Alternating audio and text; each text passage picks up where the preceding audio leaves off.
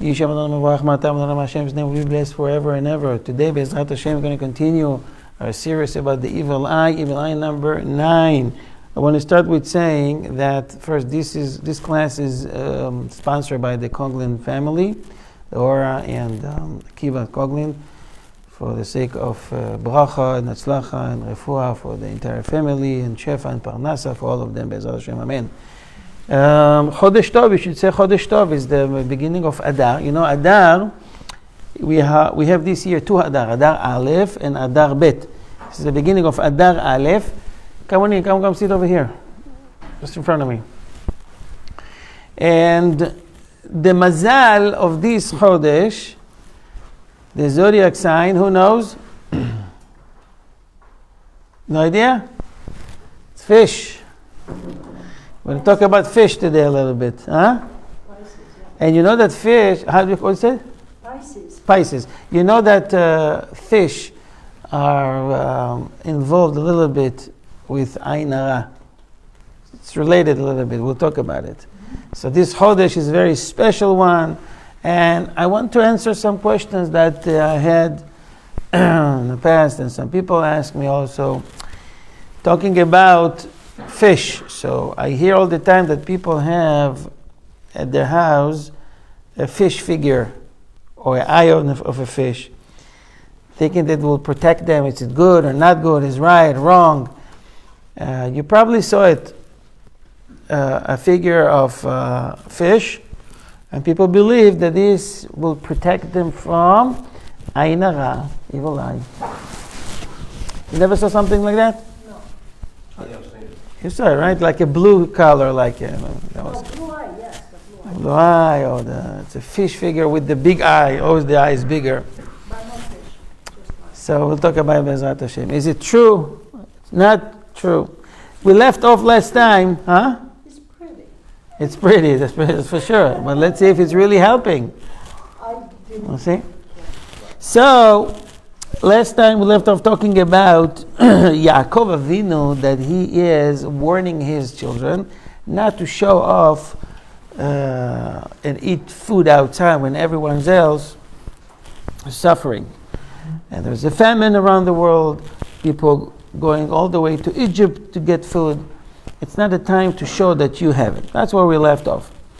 So he gave them an extra instruction. He told them, now, when you go to bring food, I don't want you to go all at once and all in one gate. How many brothers are they? 10. That's supposed to go, all right? Binyamin stays. Yosef is in Egypt. They don't know yet. Right. And there is 10 gates in Egypt. So they were instructed by Yaakov. Each and every one goes through a different gate.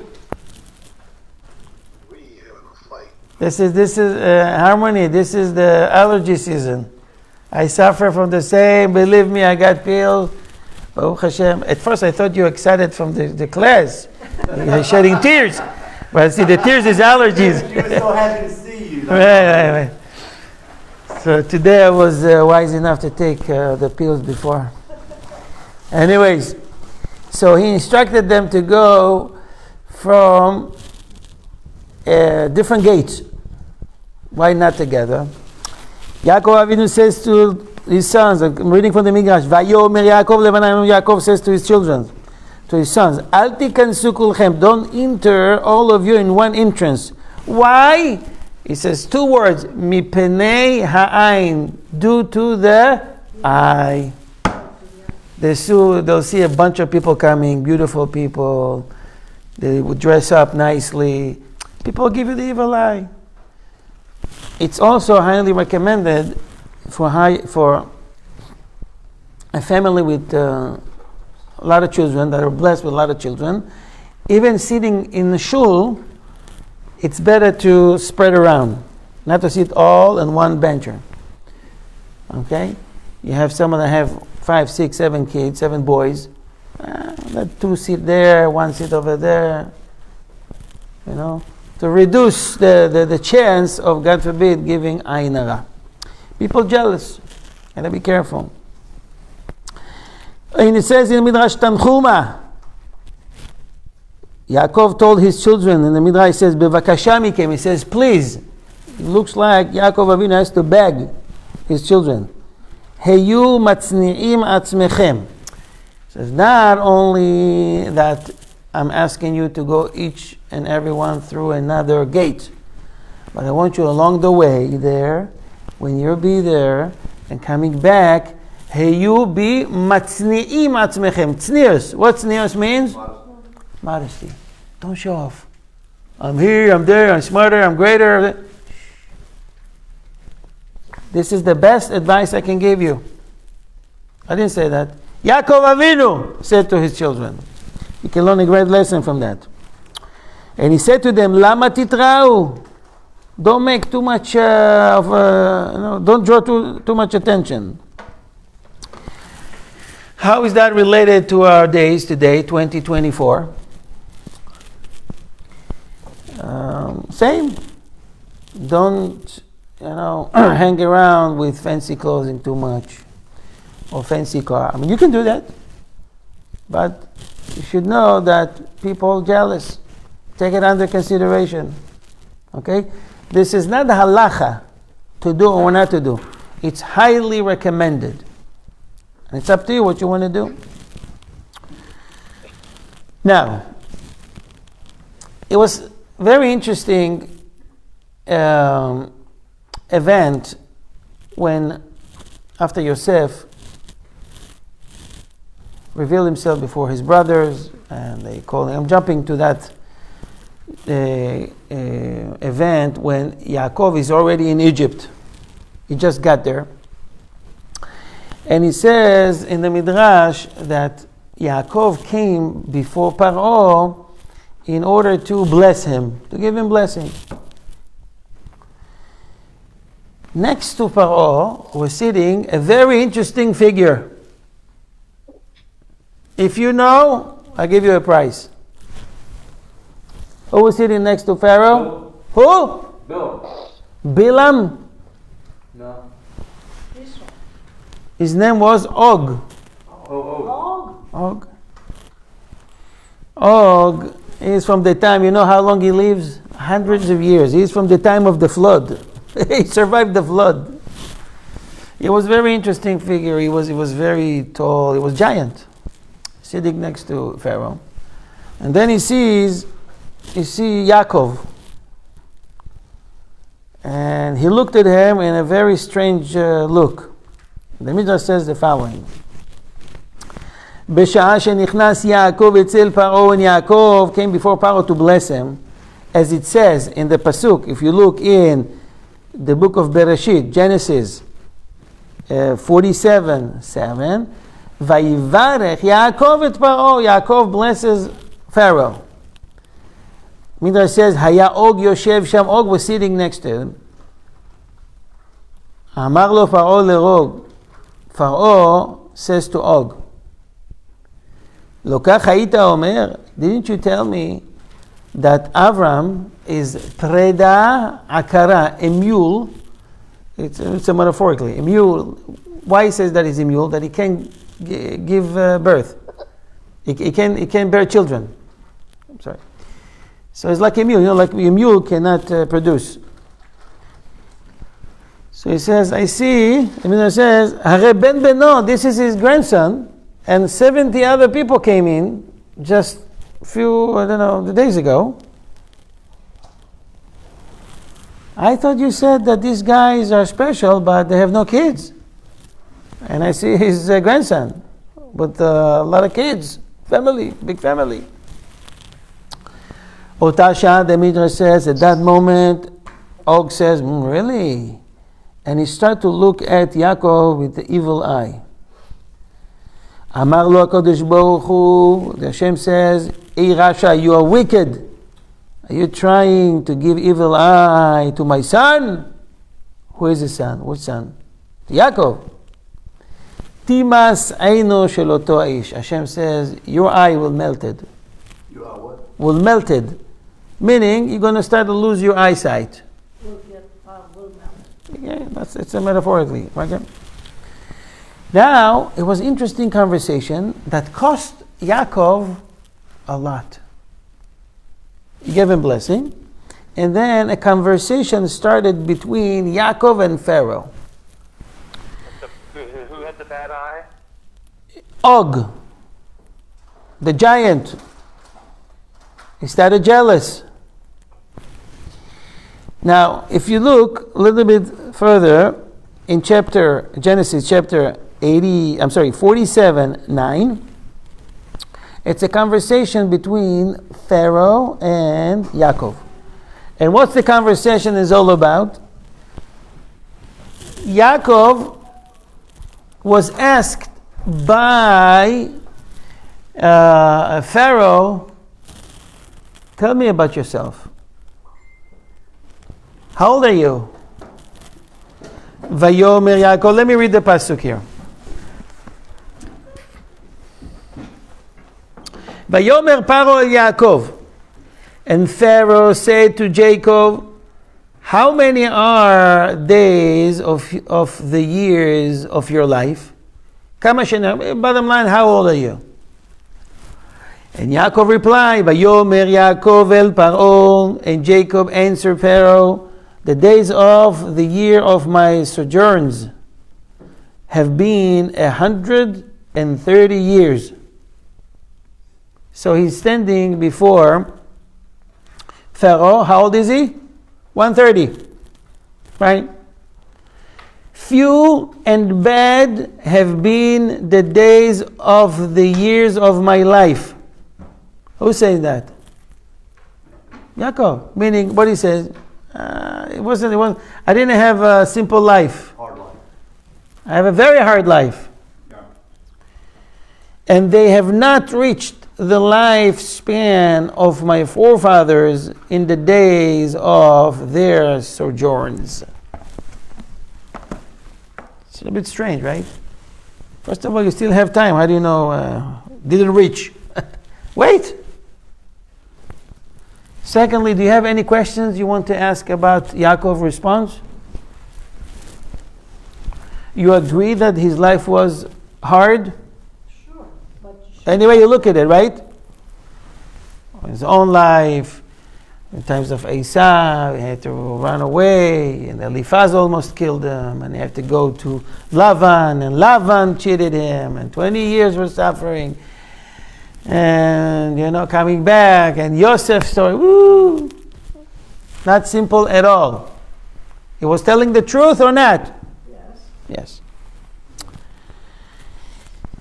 So our sage is asking a question. Mara'a Yaakov, why Yaakov saying about his life that there were me'at vera'im. What's me'at vera'im? There were few and bad.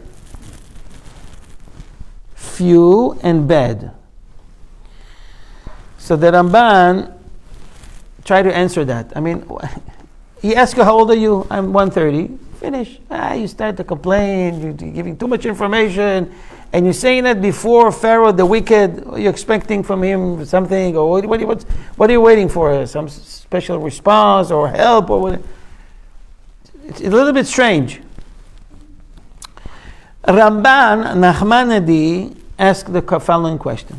You know who's Ramban, right? Not Rambam.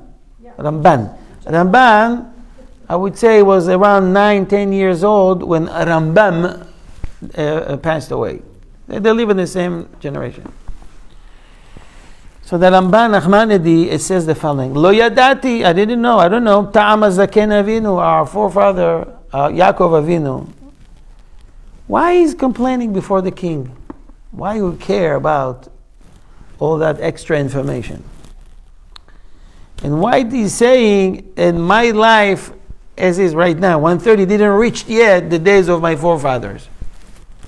Avram Avinu died at the age 175. Yitzchak 180. So usually the Talmud says, the kids reaching more or less the life of their parents. Talmud says 5 years before, 5 years after, start to worry. Prepare yourself. It's going to be somewhere there. Okay? And Ramban says, why he's saying that didn't reach the life of his forefathers? Maybe he will be blessed to reach the life of his father, 180, Yitzchak. And Ramban says, Nir'eli, and I think that Yaakov Avinu, Zarka bo Seiva Nira Zakemo, he looked very, very old. Probably there were people 130, and they didn't look that old. And Pharaoh asked about his appearance. And also, usually the average, people live around 70, 80, 90. It's not normal.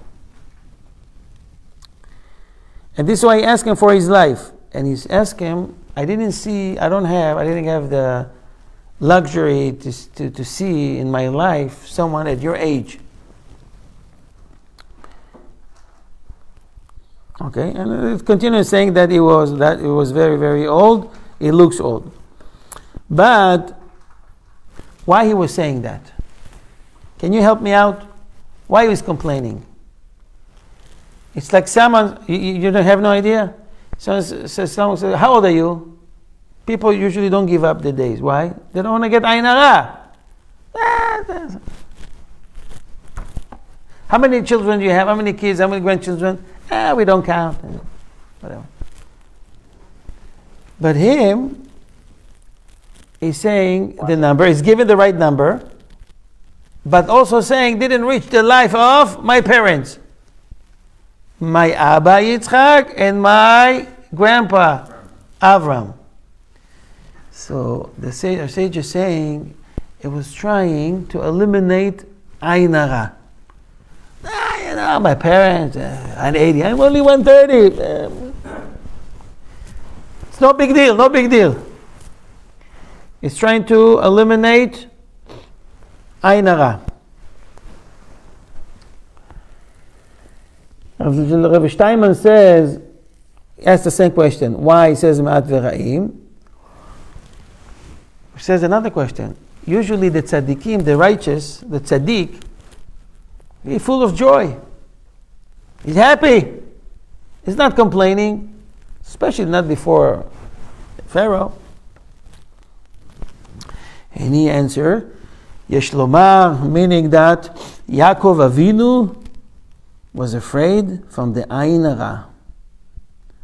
This is when he wants to show that his success with a great family, all of them educated, it looks beautiful, they're wealthy, much success. Pharaoh himself took from Joseph's brothers to be ministers. He understands he's dealing with a very high quality people. So he's trying to reduce the ayin, the evil eye. But Yaakov paid a very high price here. You know what he paid? The Midrash says the following. Yaakov tried in any ways to push away Ayin Hara. But Yaakov Avinu lost many years of his life because of this incident. Yaakov was supposed to live till 175, 180. He died at the age of 147. He lost 33 years of his life. For what? What happened? The Midrash says that Hashem was upset with him. Remember, when Ayin Hara comes into the equation, it means Midat Hadin, the tribute of judgment, is active. Brings out troubles. Because Ayin Hara comes always with a tribute, the Midat Hadin. And I'm going to read from the Tosfot. When Yaakov says, Me'at vera'im, my life are bad and few, Kodesh Baruch Hu says to him, bad and few? I'm the one that saved you from Esav, and I saved you from Lavan, from Eliphaz. I brought you back Dinah and Yosef, and you complaining that your life was few and bad? Chayecha. You know what? From the pasuk when it says Vayomer, from the beginning of the conversation when Paro says to Yaakov, till the end of the pasuk, for every word you're losing one year. So if you count chapter 47 in Genesis, Vayomer Yaakov, for pasuk 8 and 9, it's exactly 33 words. From the beginning of the conversation, from where Paro asked him, tell me about yourself, till Yaakov finished his response, he loses for every word. You count exactly 33 words. That's it. So I have so many questions now I wanted to ask. And I'm sure you also have questions. Let's say you want to punish Yaakov for his response. So why are you counting from the question? The question alone is Vayomer Yaakov el Paro. Vayomer Paro el Yaakov. And Paro says to Yaakov, how old are you? Vayomer Paro el Yaakov kama yemeh shene chayecha. It's 8 words. That alone is 8 years. If you want to count for Yaakov, count from his response. Do you understand the question? Secondly, we just said that his goal was to protect himself from Ayin Hara. So he did the right thing. He didn't want to have Ayin Hara. So why you punish him? He didn't lose money. He lost days from his life. He's lost 33 years. You understand the questions? You want to try answer them? Yes. It's interesting that he told the sons that they had talked too much when they talked to Yosef and disclosed that they had been yeomen. And now he's going against his advice, like don't talk to the government, to the ministry. No, he talked more. He did talk more. What are you going to do? The head of the government is talking, you're going to shut up? He said he talked Okay. But did he cause the Pharaoh to ask the question? Oh. So Daniel asking, he caused Pharaoh to ask him question? Why would you think that? Because it's counting from where Pharaoh asked. So why he would cause Pharaoh to ask him? He was there, giving him blessing, and then Pharaoh started to ask hard questions. It was his demeanor and made the Pharaoh ask. I don't know. It just sounds like that's why you will count. What's supposed to give the blessing? Would he have been, even Okay. if the question was asked, if he had said Baruch Hashem 130 years and leave it at that? Right, but he was trying to save himself. But he noticed probably the eye of Og, how he's looking at him. And Pharaoh now is asking, how old are you? Too many questions. And he was trying to save himself. But you said something interesting in the beginning. Yeah. Maybe because Yaakov did something, he caused Pharaoh to ask him. What did he do? The problem was with Yaakov. Yaakov, Avinu, a tzaddik, he came with the face down, very gloomy, look sad, look old. And Pharaoh was wondering, this is the children of God, the chosen people. There are people saying they have a special God, the God of the world, the God that created the world, the God of Avraham, the God of Yitzchak. This is his son. So it kind of like Yaakov caused, in a way, desecration, Chilul Hashem, desecration of Hashem's name. Because you caused Pharaoh to ask you why you look like that, and you responded exactly. You knew why he asked you that. Instead of coming happy, smiling, at least act like that. So for that alone, that reason alone, he lost from the question because he caused the question. Okay, fine.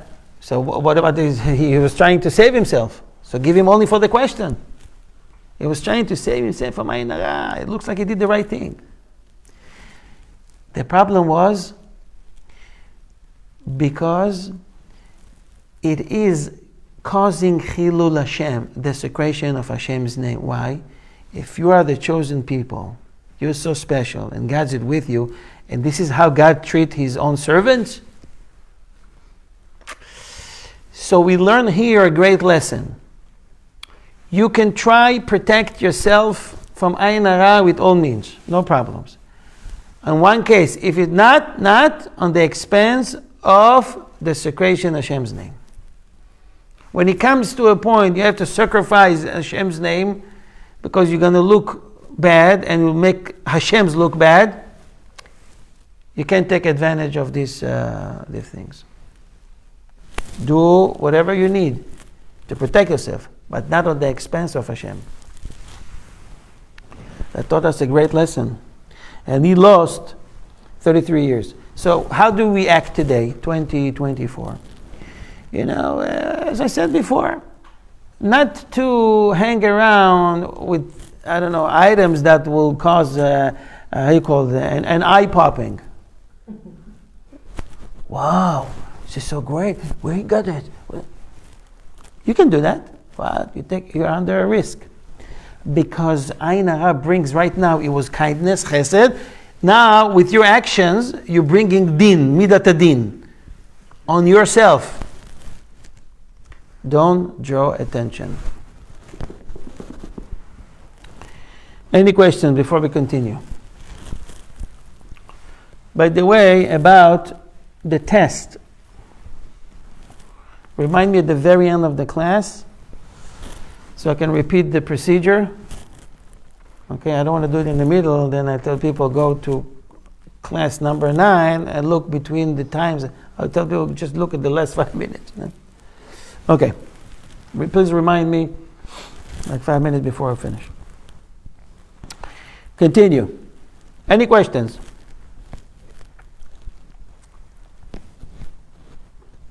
No? Okay, nothing. Now we're going to talk a little bit about the bracha that Yaakov gave to Yosef. And I would like to share with you something very interesting today. I don't know if you're aware of that. Yaakov Avinu blessed Yosef with a very special bracha. Remember, you want to protect yourself from Ayin Hara. Hand like that. And you're saying, Ani מזרענה מזרע דיוסף כעתינה דלא שלטה בעין הבישה בן פורת יוסף בן פורת עלי עין בנות צעדה עלי שור. 2 sentences. Right now you are protected. Okay. Yaakov gave this blessing to Yosef, saying, Ben Porat Yosef, Ben Porat Ale Ain. Ale Ain mean over the eye. Over the eye. The eye has power, and Yosef, your descendants, and all those who behave and act like you, with tzniut, with modesty. Don't take advantage of their position. They will be protected from Ayin Hara. Okay, I just read that.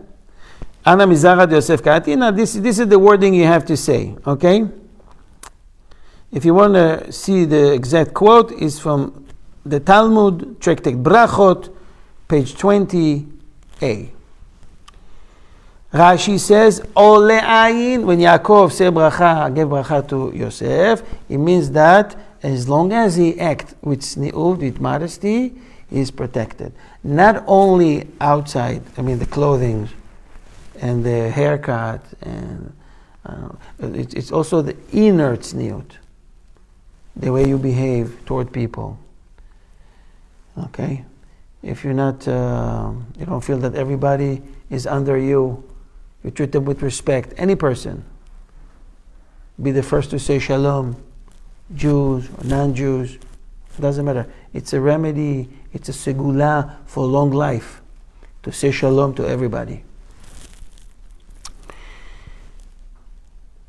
Okay, so bottom line, you do that, you can overcome the ayin hara. The Talmud shares a very interesting story about Rabbi Yochanan. Rabbi Yochanan was a very beautiful Rabbi. He gave his daughter, his sister, with Resh Lakish. You heard about Resh Lakish. Resh Lakish used to be the head of a gang. Thieves. Very strong, very smart. One day he met Rabbi Yochanan on the river, and then he accepted upon himself teshuvah, and then Rabbi Yochanan met him with his sister, and they got married, and Rabbi Lakish and him become charusa, studying together. Lakish was a phenomenon. Great person, great neshama. Rabbi Yochanan was very beautiful. Resh Lakish, when he was still the head, he was the head of the thugs, of the thieves. He was one day walking by the river, he saw what he thought a beautiful woman. So he jumped and make like swimming, showing off, like he knows how to swim. Coming in very close to that person, he sees a man. He said, well, I thought you were... He says to him, your beauty is for women. And Rabbi Yochanan says, your strength is for Torah. It's not for swimming and showing up and all that.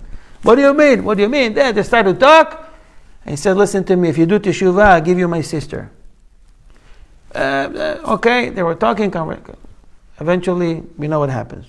He got married, he made teshuvah, and all that. This Rabbi Yochanan, that Resh Lakish thought it's a woman, he was a very beautiful person. He was sitting by the mikveh. When the woman goes to the mikveh.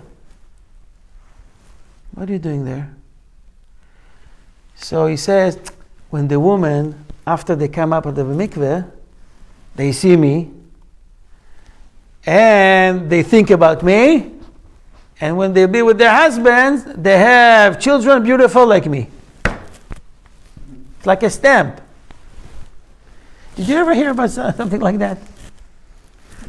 Is that allowed? So the rabbis ask him, Rabbi, what are you doing? This is not snus. This is not appropriate to do? So first of all, we understand that he was not looking at them. He was sitting with the book in a way that they can see him, he can see them. But they ask him something else. They ask him, Rabbi, all the women going to the mikveh, coming out, seeing you, you're not afraid from ayin hara? They're going to give you ayin hara. You're such a beautiful person. And he said to him, he responded with the following. Ana, I am the descendants of Yosef. Ana mizar adi Yosef ka'atina, the ayin hara has zero control over me. דכתיב בן פורת יוסף, בן פורת עלי עין. So, by the way, just so you know, I don't know if I wrote it here to myself or not. Anyways, I don't think I wrote it yet. You know that, by the way, a woman when she goes to the mikveh, and when she comes out, if an animal, like a dog, donkey, non-kosher animal, or idol worshiper, is the first person she sees, the recommendation in the halacha is go back to the tevilah. It's going to influence the situation. And if you have a child, it's going to be a big problem. I got this question just maybe a few months ago, that a lady came out of the mikveh and she saw no less than a black dog. She was emphasizing it was black. So we had this in the halacha, what to do in such case if you see a dog just coming out of the first creature you see, is a dog or idol worshiper or something. So I told her, you don't have to, but it's recommended by the halacha, go again to do tevilah. If you fear for your spiritual life. And today, it's a less problem. Why? Because the first one the woman sees after the mikveh is the balanit. Who's the balanit? Is the lady that is there with them. Yeah. They do the bracha, they go to the mikveh, they comes out, and she says, Chazak u'baruch, shkoyach. But we're talking about situation, there is no balanit, there is no lady that's in charge. Some places, even here in America, and they go dip themselves in a mikveh that there is no one in charge there. Or they go to a lake, or they go to places that is kosher to do tevilah. And she comes out, the recommendation goes to the car, drive home. If you see an animal, then it's recommended to do the tevilah again. But it's not a normal situation. So that doesn't happen. Okay? Now, questions?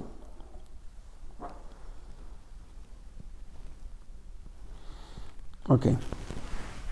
So the sachar of the reward that Yosef Avinu got, it was because he prevented immorality. He could take advantage of his beauty. And he didn't. Guys, please put yourself on. Guys, put yourself on mute. You went silent for a bit? Okay. Can you hear me now? I don't know. Someone is calling me? No. Okay.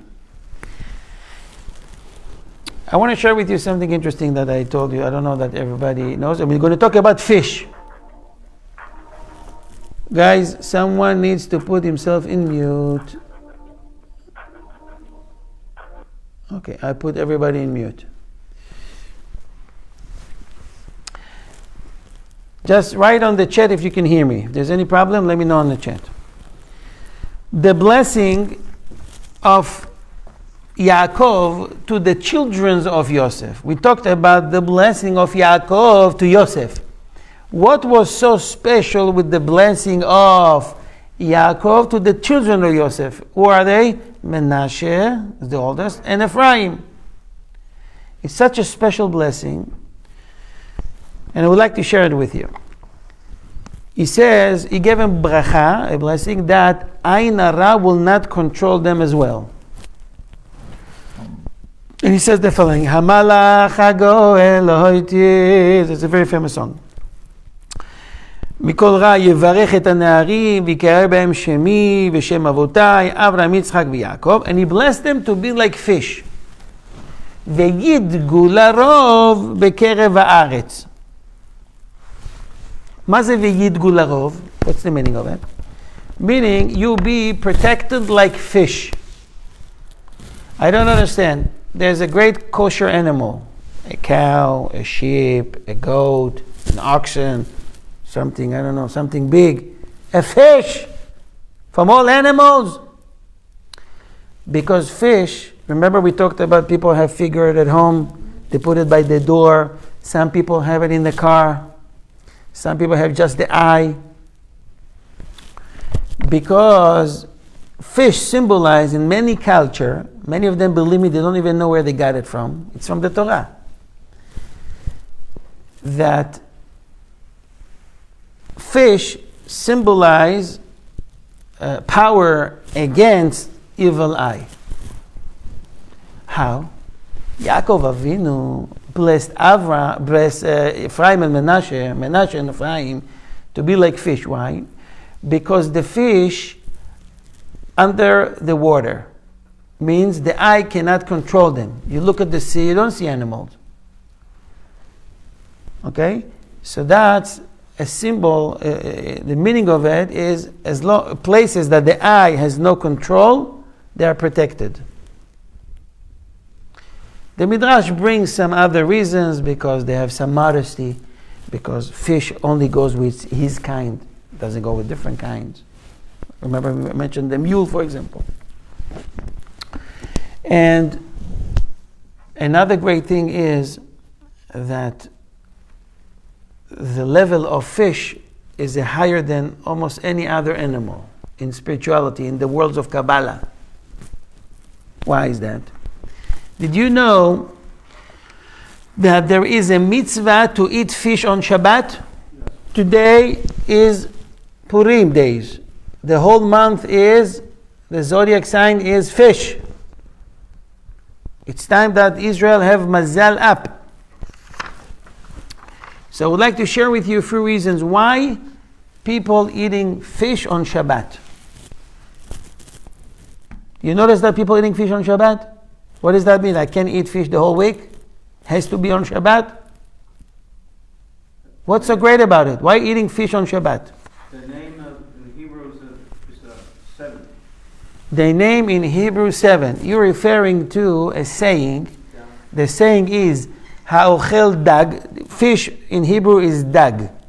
Fish in plural is dagim. Okay, dag. So dag, you hear people sometimes saying, there is a segula. It's a great thing to eat fish on Shabbat. It says, ha'ochel dag, beyom dag, nitzal midag.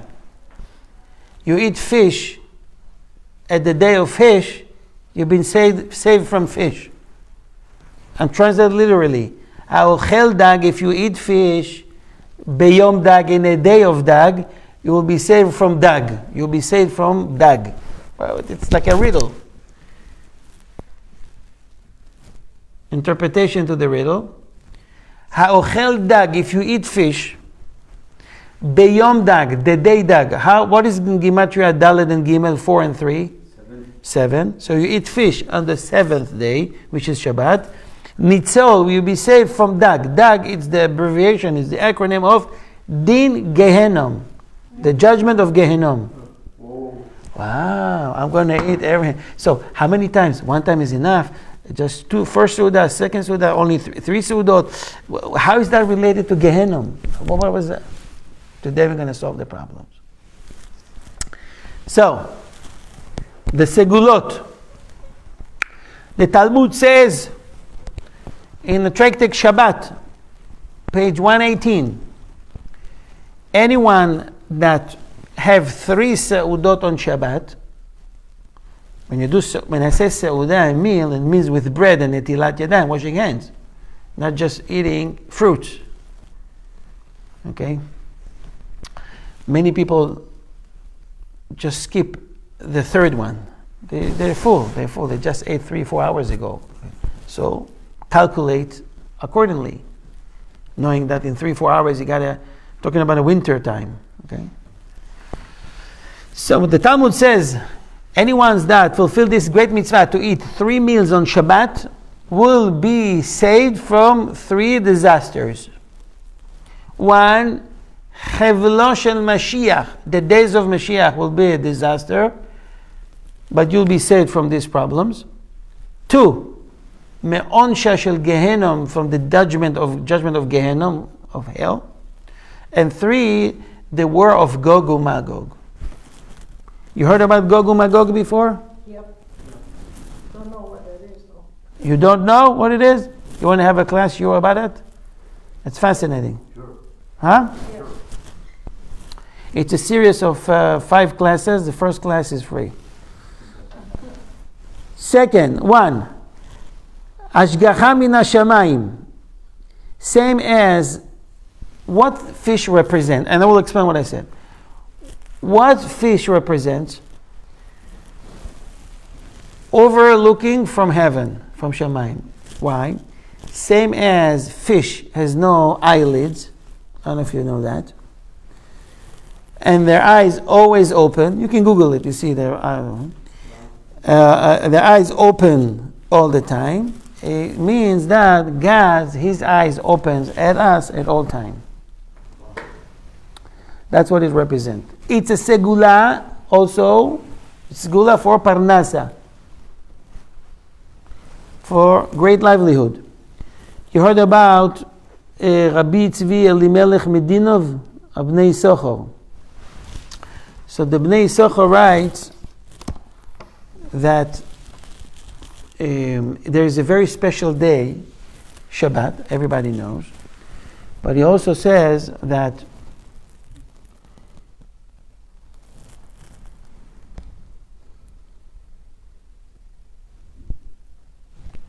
there's a reason why we're saying Mizmor LeDavid before we do Kiddush. Remember, before we do Kiddush, Mizmor LeDavid, right? Or Sephardi, Mizmor LeDavid. There's a reason why we're saying Mizmor LeDavid. Because in Mizmor LeDavid we have the word Amilah Zan. Okay? The Milah Zan mean nutrish, is 57, and fish is 57, the numerical value. But this is not what I wanted to share. I wanted to share something else. Rabbi Eliezer Medina, where did I write it? I forgot when I wrote it. Give me a second. Oh. Rabbi Elimelech Medinov says that there are three things consecutive when Hashem created the world, 3 days, consecutive days, the word bracha, blessing, was said. Thursday, Friday, and Shabbat. Thursday, it says blessing, Vayvarech, Hashem blessed that day. Who was created on Thursday? The fish. Second one, Adam. The third one, Shabbat. In Mizmor LeDavid, it says, there's a word that says, Binot Deishe, Binot Deishe, Yarebitzeini, Deshe, Daled Shin Aleph. Daled, Dog, Shin, Shabbat, Aleph, Adam. It's hinted in that song. In that Psalms. It's Psalms 23. Okay? Another idea why it's highly recommended to eat fish on Shabbat. And in all 3 meals, some says the third one is the most important, to eat the fish. It's all for the people that are able to eat fish. If you can't stand fish, you're not supposed to force yourself. Because Shabbat is supposed to be at times of oneg. It's pleasurable. You're not supposed to suffer. Okay? If you didn't prepare fish, open a tuna can. Have something ready that is fish. He says something very interesting. Rov tzadikim, the Ari HaKadosh says, most of the tzadikim are having gilgul into fish. Because when Aharon passed away, it says the word asfa, collect. And the word asfa appear another time when it's talking about fish. I don't want to go through the whole thing, but there's a connection between tzadikim to fish. So, when you have fish on the table, and it's part of your meal, and you said brachot, you are rectifying for the tzaddik. And the tzaddik will bless you. Do imagine that doing every Shabbat. And the neshamot of tzaddikim waiting for you to escort you when you reach 120 to Gan Eden, to a good place. Okay? Because we did tikkun for them. How do we do tikkun? By eating in a kosher meal, with the table that we do words of Torah, and singing, and blessing, and washing hands, and hamotzi, and kiddush, and mizmor LeDavid. So I'm saying that, and nobody asking me questions. I'm very worried. I just said tzaddikim reincarnate to a fish. You don't want to ask me a question? Why? What does he have to make tikkun for? If he's a tzaddik, why I need to be reincarnated to a fish? What's the connection? He's a tzaddik. He's supposed to be in Gan Eden. What is he doing in my fish at home? Yeah. Yeah. He's already tzaddik. Yes. Right? Right. Okay. That and more we'll talk Be'ezrat Hashem next. I'm going to give you the answer now. We still have 7 minutes. Even in Gan Eden, there's levels.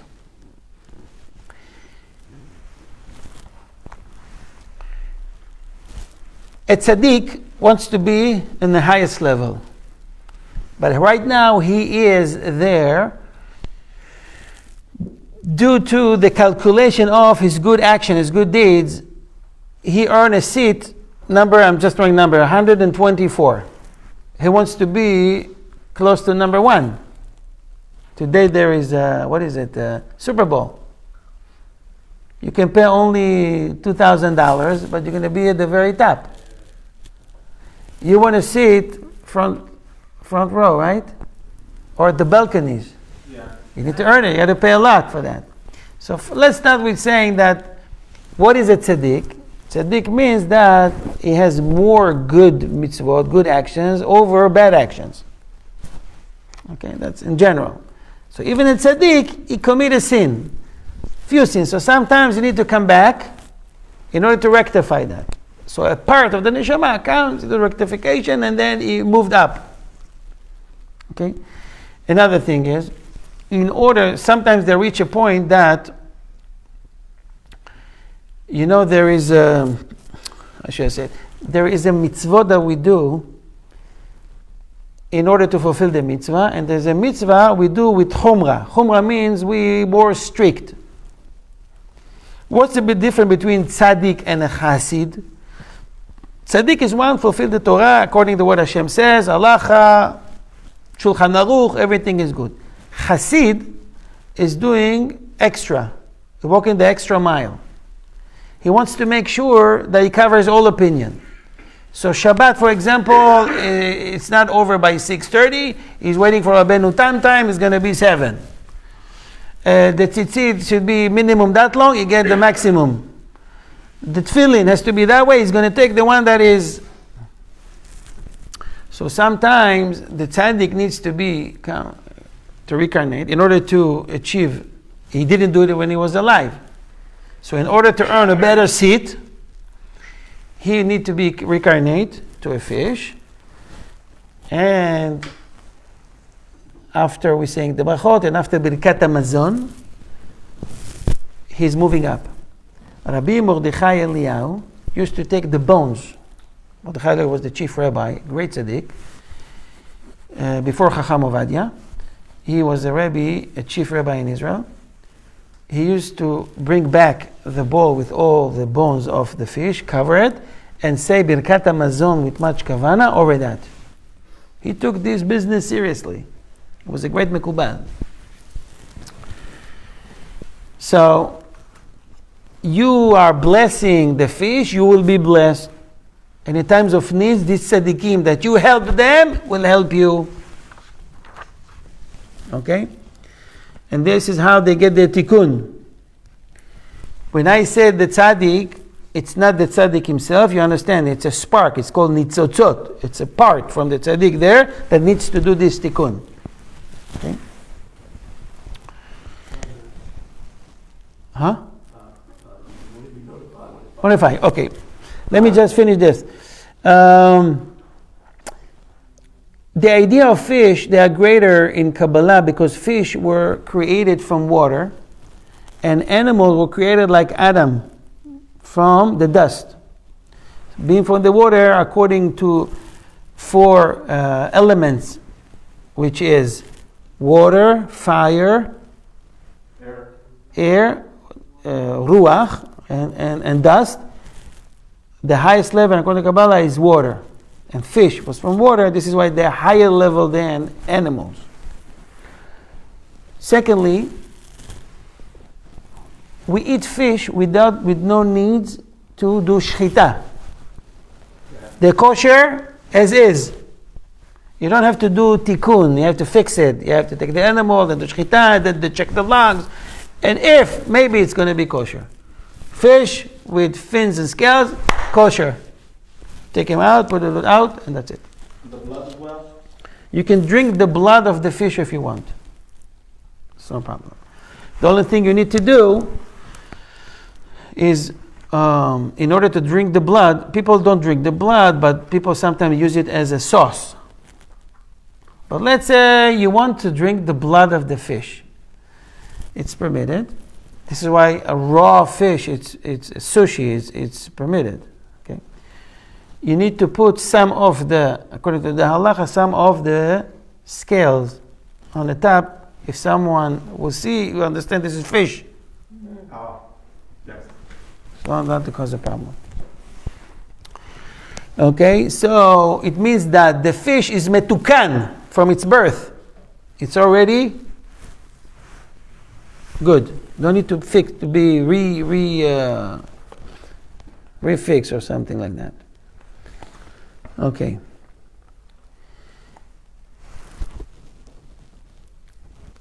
Anything else I wanted to share here? Okay. And Rabbi Salman Mutzafi says it's a great mitzvah to eat fish and all these seudot. Just a little bit. Many rabbis are makpid, strict on that, not to eat only at Friday night, but to eat they eat, for example, gefilte fish, so they have portion in the night, some in the morning lunch, and some at Sudah Shlishit. Usually in the shul, even here in the shul, they're offering fish, right? Mm-hmm. Or herring or something. So you can fulfill this mitzvah by doing that. There's more things I want to share, but I'll have to push it to next week. I need to answer the question if it's really helping this figure that you're hanging at home. Yes or no? Hashem will deal with it next week. I just want to repeat the procedure for checking, testing if you have Ayin Hara. So the test is very simple. You take a cup, you put 1 ounce, 1.5 ounce, no more than that, of olive oil. You put it by your bed, next to your head, under the bed, close to your head. You can cover it, you can put it in a pot so it won't spill, whatever.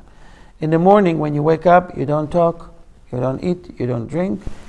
You take it, put it next to a bowl, better clear one, glass one, that it's clear. You dip yourself in this oil, the right hand, 5 fingers. You dip it. I'm sorry, you have to wash your hands. I forgot this part. Before you do that, you wash hands. You wash the hands, 1, 2, 3, 4, 5. And then you dip your hands in the oil, and then you let it drip to the bowl. And the rest you put into the bowl. If it's all float, you're good. If not, it means, according to Rabbi Yehuda Hasid, might have an issue of Ayin Hara on you. And you would see probably those who have it, you see some drops sinking. I sent pictures, I don't know if you noticed, I sent pictures of people that sent me, they did the test and they found out that they have Ayin Hara. And then we do Be'ezrat Hashem special tefillah for removing the Ayin Hara. It's best at the night before to do Psalms 31. It's best to do this before you go to sleep. You'll be able maybe to move some of it or all of it. So. We can't hear you. What? They can't hear you. The mic went out for the Zoom class. It's not working well. So we didn't hear anything you said about the Ayin Hara, how to test for it.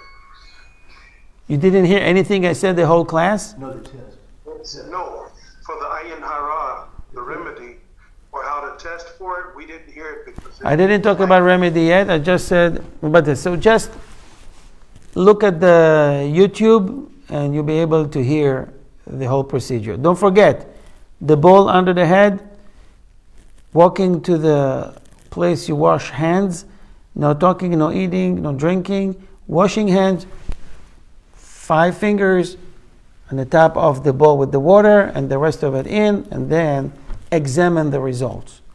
If you find out that you don't have, Baruch Hashem, if you have, contact us privately, and Be'ezrat Hashem, we try to help you the best as we can. The right hand. On the right hand. On behalf of Ohev Israel Foundation, I want to thank you everybody for coming to the class. Nevertheless, there was a great game today, Super Bowl, but you choose to study Super Torah. And Super Torah is always better than Super Bowl. Shavua Tov, Shavua Tov.